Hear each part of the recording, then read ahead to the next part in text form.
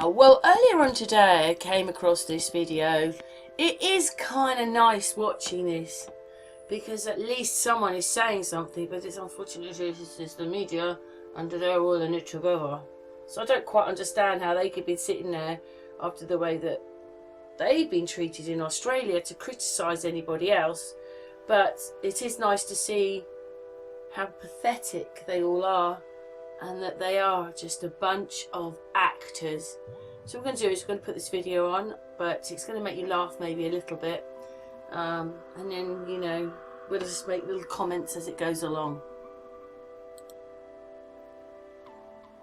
To the cackling nincompoop who is a heartbeat away from the presidency, the comprehensively incapable Kamala Harris.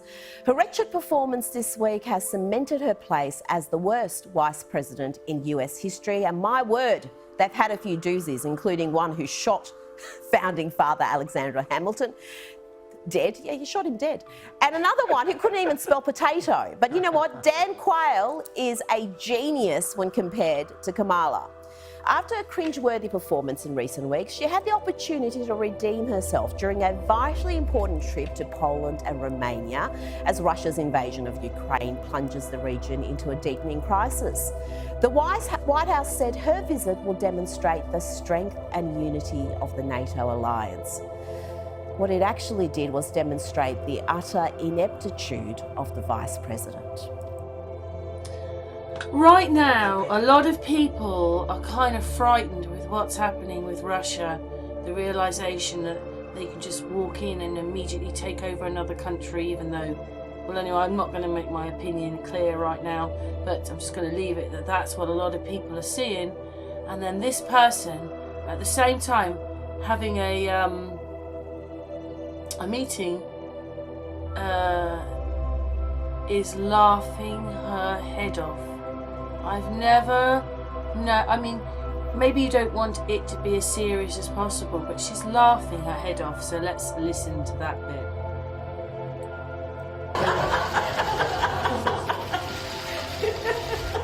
Okay, so this time, szanowna pani redaktor, You might be wondering what prompted that mad cackling during such a serious press conference. Was there perhaps a moment of lightness during such a dark time? Well, no. That embarrassing performance was prompted by a serious question about the unfolding refugee crisis. Is the United States willing to make a specific allocation for Ukrainian refugees? And for President Duda, I wanted to know if you think, and if you asked the United States to specifically accept more refugees.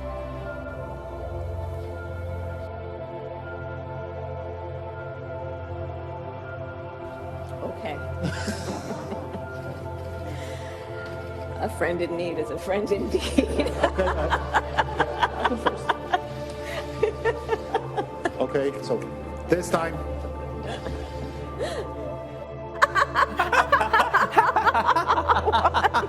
Why are we laughing? Why?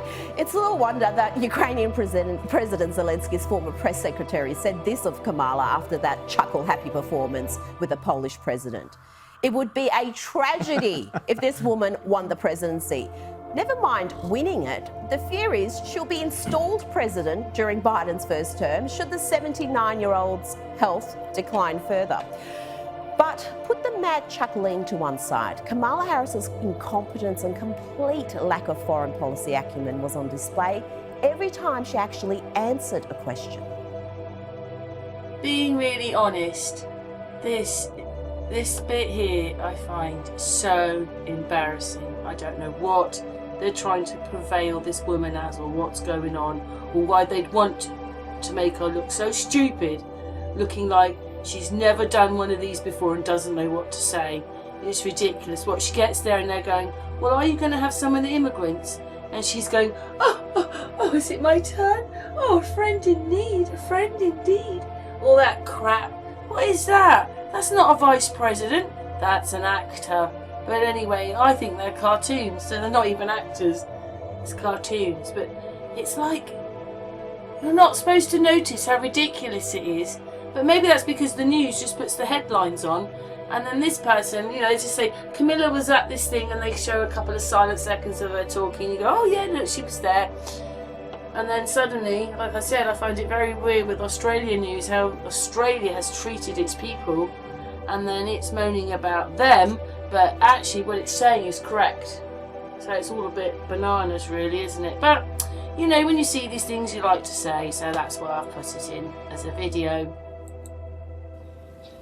We all watched the television coverage of just yesterday. That's on top of everything else that we know and don't know yet, based on what we've just been able to see. And because we've seen it or not doesn't mean it hasn't happened. But just limited to what we have seen. It's not funny. It's tragic. And it only got worse.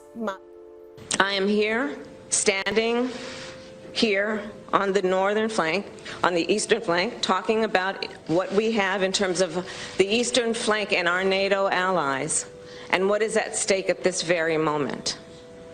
What is at stake this very moment are some of the guiding principles around the NATO alliance. Given that train wreck performance, you can see why Kamala tried to handball a question about historic inflation in America to the Romanian president. Watch this carefully. If I can ask you, Madam Vice President, President Biden has said that Americans will feel some pain for the sake of defending freedom and liberty, but there does seem to be no end game in sight.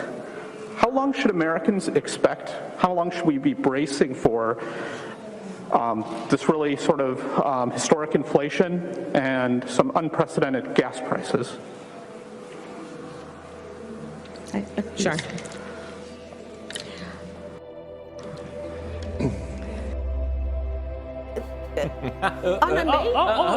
My turn? Oh, okay. It's yours, yeah. Hopeless, hopeless. And I won't make you listen to her try and fail to answer that rather obvious question. And I won't go into all the ways she's failed to have any impact on the illegal immigration disaster the US is experiencing after being put in charge of the border crisis. I'll just end by saying Kamala Harris is proof of what can happen when you disregard meritocracy and embrace identity politics. Kamala is what happens when you choose people for key roles not according to their ability, experience or acumen, but according to their gender or their skin colour. Good luck, America. I don't know how it goes for everybody in other countries, but here in the UK we're supposed to have Prime Minister's question time on a Wednesday where things are supposed to be discussed and rah-de-rah-de-rah. We all know that it doesn't happen, nothing ever gets sorted. But I did quite enjoy that somebody is trying to put out that there's something wrong. Wouldn't it be nice to think that even Sky News Australia were the heroes who were noticing all the problems going on here? I'm not sure why they're, you know, but maybe that's the propaganda, see? Who knows? But I really like the fact that, you know, somebody has said something, because these people need to be, what is it? What's the word you use? I'm not really sure what the word is, to be honest. I can't think of it right now, but you know, reality check. There's a reality check. It's just part of, there you go, look, it's on our screen. How stupid of me. Reality check. There needs to be some reality check on these, whatever they are, actors, cartoons, because this is just ridiculous is what is happening to us. And no one says nothing unless you turn the television off. You start communicating with each other differently. You watch other television, you know, YouTube channels and other reality, and you have a different life and you don't watch this lot. That's what I say.